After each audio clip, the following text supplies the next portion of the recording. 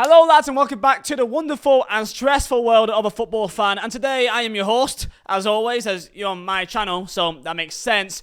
Welcome to the Burnley situation, because it's been officially 8 days since Sean Dyche has been officially sacked by Burnley Football Club, and it has been a whirlwind of a week. A lot has happened. This week is the biggest in the club's history. So much was on the line in this week, and I want to do a video about the situation, what's happened since, and what will the future likely hold, and how important this really is. Because people, if you're not a Burnley fan, you may not understand like what's actually happened. From the outside looking in, I've seen like many fans, from like United or Arsenal, whoever else, say like, oh well, I hope Burnley now goes down because they've now sacked Dyche, and oh, they deserve it now because they sacked Dyche, how dare they. I want to give some perspective, right? So first thing, of course, the Southampton game. I didn't do a video about my reaction to it. I did actually stream it, so instead of doing like a full video on that, I want to add the highlights of that game into this video. So this is my reaction to the game. Here we go. Dwight could have actually cut instead and fucking scored.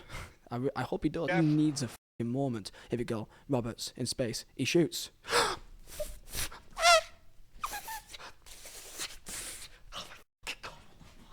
What the fuck? Cheers, Jeff. Sorry, my daughter's asleep. My daughter's asleep, so I can't make any noise. Oh my god, we're 1-0 up. Connor Roberts with a 25-yard fucking screamer. Well, not screamer, really, but on his left foot, his weaker foot. Oh god, we're 1-0 up. Not this again. No, not this again. No, not this again. I can't do this again, lads. I can't. No, I can't do an Everton Alhoma game. No, I can't do it again. No, please, lads, just please, make it an easy night for me here, lads. Yeah, $1, make it 2. Please. Cheers, Jeff. Southampton, what are you playing for? Are you playing for anything? No? Are you? Just let us win, please. Can we all just come together to relegate Everton? Please, just down tools. Please. Ward-Prowse, just next free kick you get, bag it in back of your net. Please, I beg of you. We're 1-0 up here. I can't believe this. Roberts, thank you. Thing is, I can't really get too excited because I know Burnley. That's a pretty cold celebration. And why am I saying cold? I sound like football Twitter.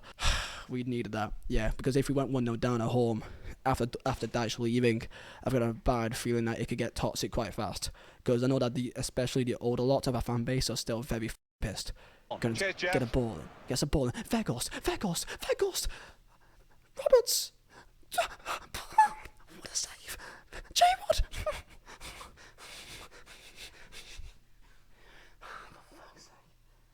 How is that not 2? What a save by Foster. Forster? I see another save. Collins. He's hit the ball for 5 yards out. Collins. Cheers, Jeff. Corner. Collins. Dwight. And it's countering. We've hit the ball for 5 yards out. Well, actually, I think it was a post. Vegos has hit the post from 5 yards out. Corner. Taking a man. Do him. Corner. Come on. If there's a God, man, come on. Just for my own mental health, please, for all that is holy, just make it 2 so I can dream beautifully tonight. I'm not arsed with a stress fest, and really I can't be bothered with it. Cheers, Jeff. I don't want to go through Everton again. I don't want to go through that again, man. Corner, a minute and a half left. Brownhill's on it, I believe, who's not been the best from taking corners. Cheers, Jeff. It's good though. Comments. Oh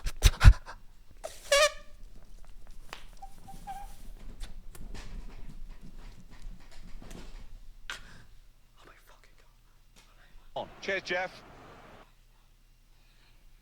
It's 2.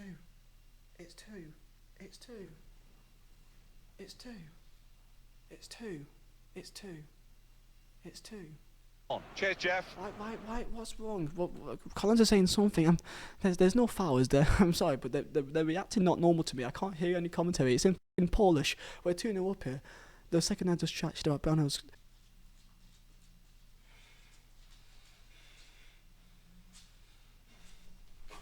Like they were doing something weird. Jeff. They're not checking for a foul day or for cork day. Please, I'm very concerned. I can't hear the commentary. I'm very concerned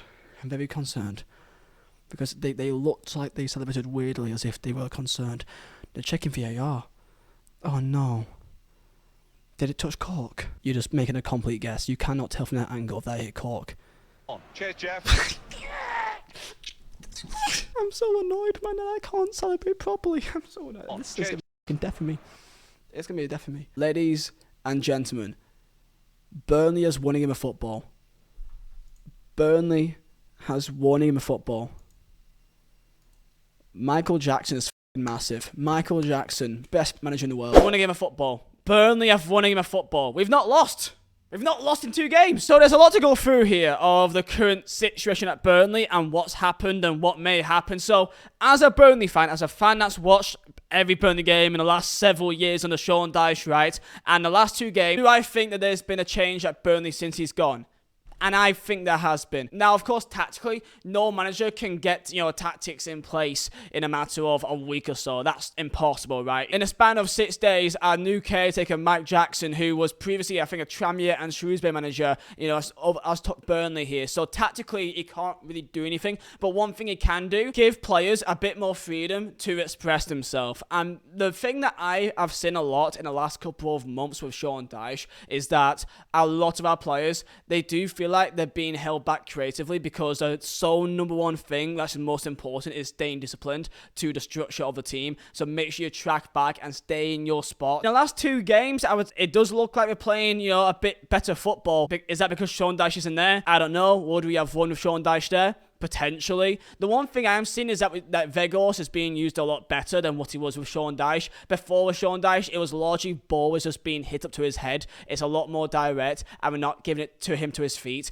in which that is what he's probably better at. Our wingers are being allowed to be higher up the pitch so that they can actually support the likes of Vizeh. Likes of Cornet is going a lot more narrow, so he's acting more like a third striker on the overlap, which has worked a lot more. Cork and Brownhill is also working well together. That is the main sentiment duo that I think that every Burnley fan has been saying is the main duo for the last several months. Dwight McNeil's on the right-hand side, and therefore he can actually cut in his left foot. And I still think that he is still pulling his right, but he looks like he's got a lot more options when he's in right mid to pass it on the inside or try and cut inside. When he's on the left, it looks like he's limited of what he can actually really do. That's also one big factor as well. It could be a factor of a new manager bounce. Maybe Dyche told them things that maybe limited what they can do on the pitch because that's not what they got told to do. I don't know, but from what I'm seeing players in a lot more areas roaming around. Brownhill has the freedom to run around. And we have given ourselves a great chance that we can actually stay up. It is more than possible, and we've got Wolves.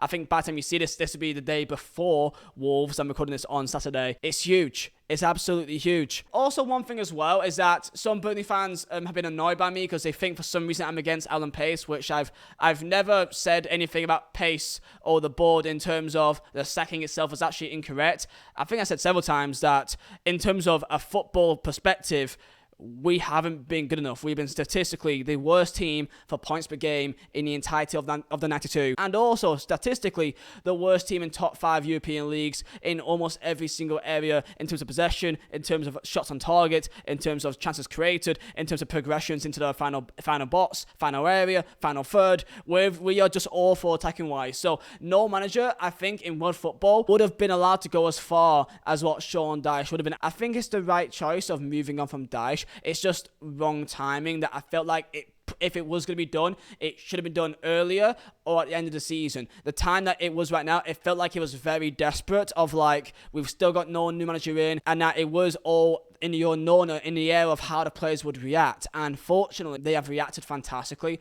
And Mike Jackson, he's actually done something here, which is just almost just unleashed them just to kind of express themselves. And that seems to be enough right now. Right now, we're looking for a new manager. Who is a manager? You guys may not know. You ask me, who do I think is manager? I have no idea. I've been on Twitter for the last week, scrolling down the entirety of every single link. I still have no idea who the manager could be. There's been Chris Wilder's been in about, Knutson, Carlos Carvajal's been linked, Wayne Rooney's been linked because it's Big Sam that's always linked. I don't think anyone will be brought in until the end of the year. Fortunately, it seems like it may be working out, and if it does work, then that's a fair play to Alan Pace, as he's made a big decision, and it could have gone really both ways here for a lot of the fan base, because if we lost against West Ham and lost against Southampton, it would be really tough, and I think it could get toxic quite fast, but it looks like it could be working because there's that emotional bond. So I want to get that out there. I actually like Pace. I like him a lot. The man's moved his entire family over to Burnley from America.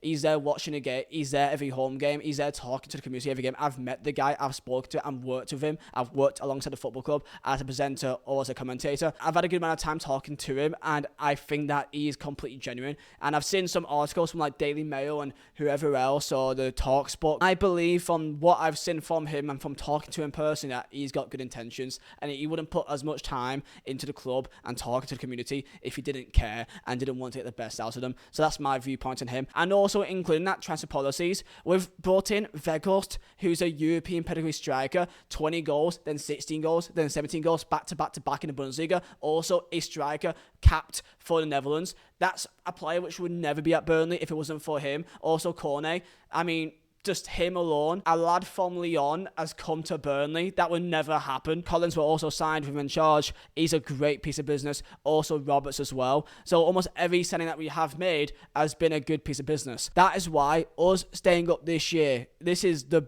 biggest 6 games of the club's history, I think, because if we stay up, from what I've seen from the transfer policies, if we have a complete fresh restart, a new manager comes in, Burnley could be attractive. So some players in Europe, in France or in Germany that may want to go play in Premier League, and I think that we can offer that. If we stay up, I don't think we'll look back. I genuinely think that. Seko Fofana, Orsic, we put bids for these players. Orsic should have joined. He's a European pedigree player, and we were this close to bringing him in.